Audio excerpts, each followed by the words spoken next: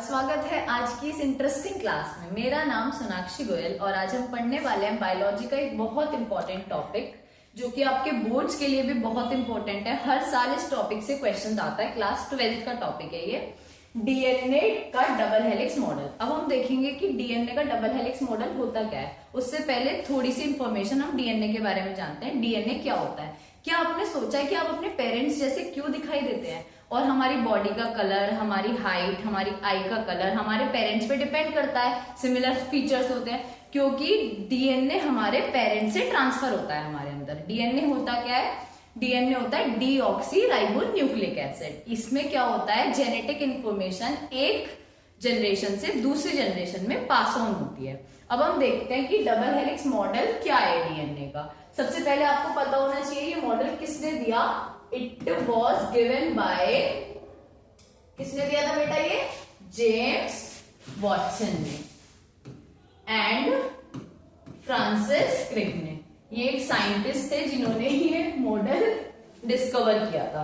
James Watson and Francis Crick. ये model उन्होंने कब डिस्कवर किया था? इन 1953।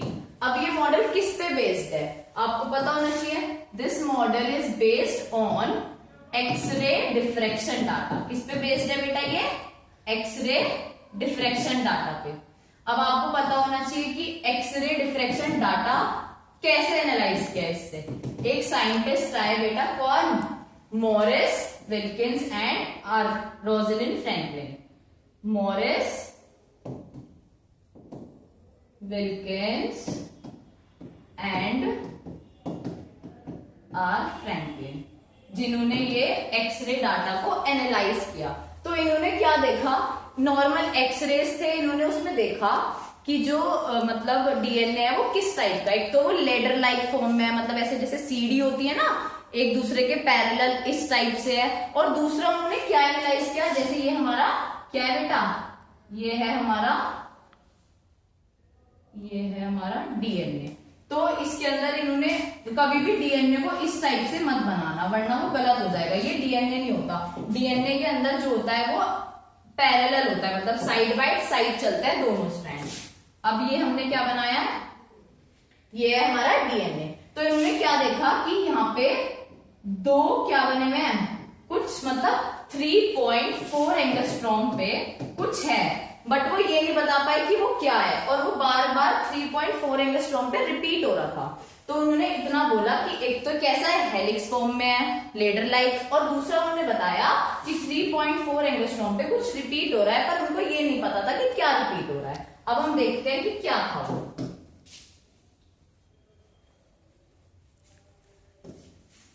क्या बताया था इन्होंने? First point, DNA is in form of helix. किसकी फॉर्म में है डीएनए? हेलिक्स की फॉर्म में। और दूसरा क्या बोला उन्होंने? 3.4 एंगस्ट्रॉम पे क्या हो रही है? पीरियोडिसिटी हो रही है। क्या हो रही है बेटा? पीरियोडिसिटी। उसके बाद क्या हुआ? इस सारा डाटा को एनालाइज करा किसने? जेम्स वॉटसन और फ्रांसिस क्रिक ने। उसके बाद एक और साइंटिस्ट आए, उनका नाम था Erwin चार्गफ।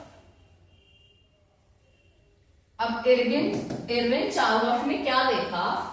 In double stranded DNA, क्या देखा इन्होंने? Double stranded DNA. Double stranded के डीएनए के अंदर इन्होंने क्या देखा कि नंबर ऑफ प्यूरिन्स किसके इक्वल होते हैं? Number of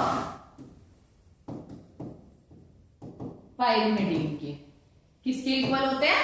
number of pyrimidines के। अब प्यूरिन्स और पायरिमिडीन्स क्या होते हैं? ये होते हैं नाइट्रोजनस बेस जो कि डीएनए के अंदर होते हैं। प्यूरिन्स के अंदर कौन आता है बेटा? Adenine plus guanine. और पायरिमिडीन्स के अंदर कौन आता है? Thymine plus cytosine. अब इन्होंने क्या बताया कि इनका रेशो A प्लस यानी कि adenine plus guanine upon thymine plus cytosine किसके इक्वल है? 1 के इक्वल है। ये इन्होंने रेशो दिया। ठीक है। अब हमेशा ध्यान रखना, जब भी डीएनए की बात होगी तो डीएनए में एडेनिन जो होगा वो हमेशा थाइमिन से अटैच होगा और ग्वानिन किससे अटैच होगा बेटा? साइटोसिन से। अब आते हैं हम नेक्स्ट उस पे। उसके बाद देखते हैं हम स्ट्रक्चर ऑफ डीएनए। उससे पहले क्या हुआ, इसके बाद इनको नोबेल प्राइज मिला था। इनको नोबेल प्राइज कैसे मिला था? In 1962 Wilkins and Francis Crick got Nobel prize. Franklin did not receive the Nobel Prize because due to his death. Franklin को नोबेल प्राइज नहीं मिला था क्योंकि तब तक उनकी डेथ हो चुकी थी, और जिसकी डेथ हो जाती थी उस टाइम पे उसको नोबेल प्राइज नहीं मिलता था। Franklin not received Nobel prize due to his death. ठीक है बेटा, समझ आया? उसके बाद हम देखते हैं स्ट्रक्चर। अब हम बात करते हैं कि डीएनए का स्ट्रक्चर कैसा होता है। अभी मैंने आपको बताया डीएनए के स्ट्रक्चर में 2 स्ट्रैंड्स होते हैं। अब मैंने ये क्या बना लिया, 2 स्ट्रैंड्स बना लिए। अब उन 2 स्ट्रैंड्स पे ना यहाँ पे शुगर होती है। क्या होता है बेटा? शुगर होती है, और शुगर के 5th कार्बन पे होता है फॉस्फेट, और इसके 1st कार्बन पे होता है बेसिस। अब बेसिस जैसे क्या हो गया, एडेनिन हो गया, ठीक है। और इधर मैंने लगा लिया फिर से फॉस्फेट, इधर फिर मैंने ग्वानिन लगा लिया। तो अब हमें पता है जो इसके सामने वाला स्ट्रैंड है, एडेनिन के सामने क्या आएगा, यहाँ पे थाइमीन आएगा, क्योंकि हमेशा एडेनिन के सामने थाइमीन आता है डीएनए में। अब ये जो एडेनिन होता है ये थाइमीन से 2 बॉन्ड से अटैच होता है। कितने बॉन्ड से? 2 हाइड्रोजन बॉन्ड से। अब यहाँ पे भी एक शुगर होगी, तो यहाँ पे ग्वानिन है, तो इसके सामने क्या होगा बेटा? साइटोसिन। ये कितने बॉन्ड से अटैच होता है? 3 बॉन्ड से। इसके पास भी यहाँ पे 5th कार्बन पे क्या होगा? फॉस्फेट होगा। अगर एक स्ट्रैंड इसका 5' to 3' है तो दूसरा अपोजिट होता है, एंटी पैरेलल स्ट्रैंड्स होते हैं, तो ये वाला क्या होगा? 3 to 5, ठीक है। अब इसके 5th कार्बन पे यहाँ पे फॉस्फेट आया है, इसके 3rd कार्बन पे यहाँ पे OH फ्री होगा, इधर की साइड भी 5th कार्बन पे फॉस्फेट आएगा, तो इसके 3rd कार्बन पे ये क्या फ्री होगा? यहाँ पे OH फ्री होगा। अब हम देखते हैं इसका स्ट्रक्चर कैसा होता है।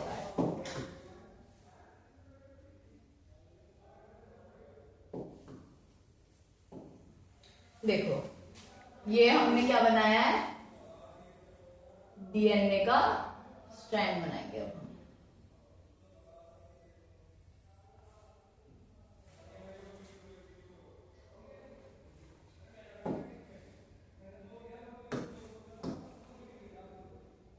कैसा होता है? अभी मैंने आपको बताया कैसा होता है। ये हमेशा इसके पैरेलल होता है।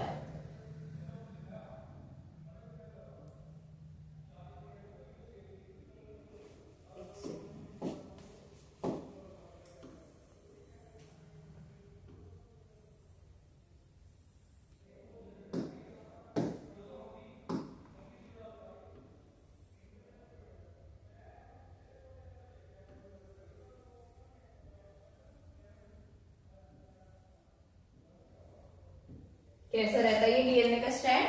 इसके पैरेलल रहता है। अभी यहाँ पे क्या होता है? शुगर अटैच होती है, और उसके 5th कार्बन पे क्या होता है बेटा? फॉस्फेट। क्या होता है? फॉस्फेट। अंदर क्या अटैच होते हैं? बेसिस। जैसे अभी हमने एडेनिन और थाइमीन को अटैच किया था 2 हाइड्रोजन बॉन्ड से।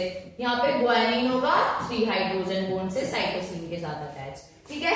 ये कैसा स्ट्रैंड होते हैं? ये एंटी पैरेलल। कैसे होते हैं बच्चे? Anti parallel.